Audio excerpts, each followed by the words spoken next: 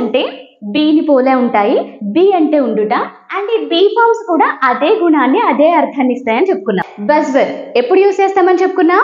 Past లో, గతంలో అలా ఉండేవాడిని, అలా ఉండేది, అలా ఉండేవాళ్ళు అన్న సందర్భంలో మనము అలా ఉండేవాణ్ణి అన్న సందర్భం వచ్చినప్పుడు బజ్వర్డ్స్ యూస్ చేస్తామని చెప్పుకున్నాం. అనగనగా ఇద్దరు ఫ్రెండ్స్ ఉండేవారు. ఒకప్పుడు ఒక ముసలావిడ ఉండేది ఒక ఊర్లో. ఇలా అనగనగా ఒకప్పుడు అలా ఉండేవారు. ఎప్పుడైనా మనము స్టోరీస్ చూస్తాం కదా, చందమామ కథలు, ఫెయిరీ టేల్ స్టోరీస్ అని అంటూ ఉంటామా? సో అందులో చూడండి, once upon a time there was a king. నేనెవరు అన్న క్వశ్చన్ వచ్చినప్పుడు మనం బీ ఫార్మ్స్ యూస్ చేస్తామని చెప్పుకున్నాం. అలాగే ఇదేంటి వాళ్ళెవరు, లైక్ ఇలా అంటే ఎవరు ఏంటి అన్న సందర్భం వచ్చినప్పుడు మనము బీ ఫార్మ్స్ యూస్ చేయాలి. ఇలా మనము ఏంటి, అదేంటి, అండ్ మీరెవరు అన్న సందర్భంలో మనము బీ ఫార్మ్స్ యూస్ చేస్తాం. And that is the first expression. మరి పాస్ట్ లో పేరు మారుతుందా? పేరు మార్చుకోవచ్చా మనము? Of course. ఎలా అంటే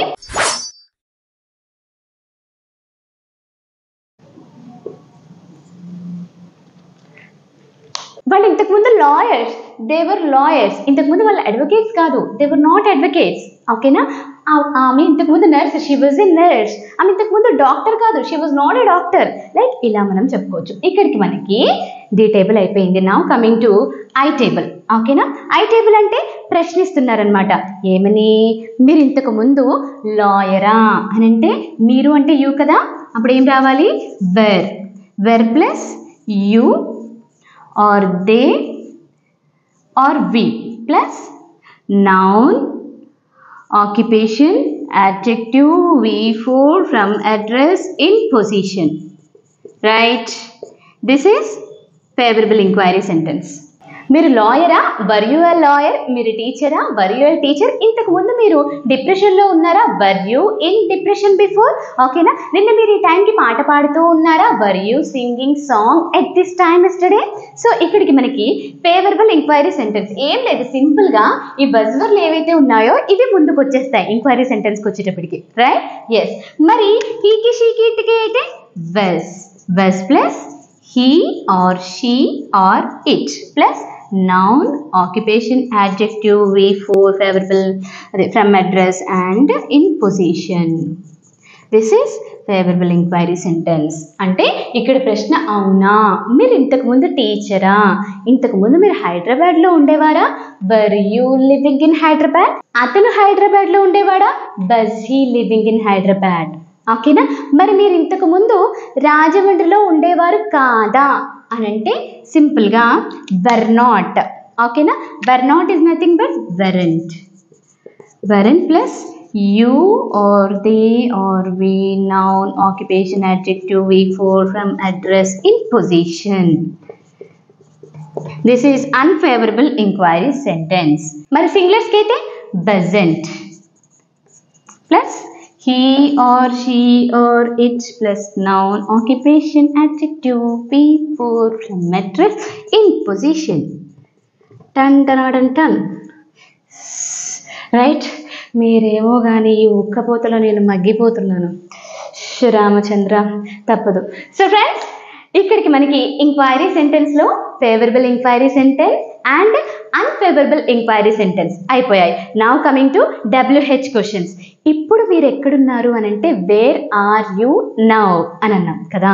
సో నిన్న మీరు ఎక్కడున్నారు అని అంటే వేర్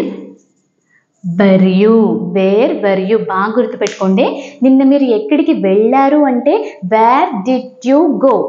అది మనకి V2 స్ట్రక్చర్. ఓకేనా? ఇప్పుడు నేను ఉండుట అన్న మాటను ఇక్కడ మెన్షన్ చేస్తున్నాను. ఓకేనా? అప్పుడేమనాలి? Where were you yesterday? Right? నిన్న మీరు ఎందుకు టీవీ చూస్తూ ఉన్నారు? Why were you watching TV? Okay. ఎలా మీరు ఆ ప్రాబ్లమ్ సాల్వ్ చేస్తూ ఉన్నారు నిన్న? How were you solving that problem?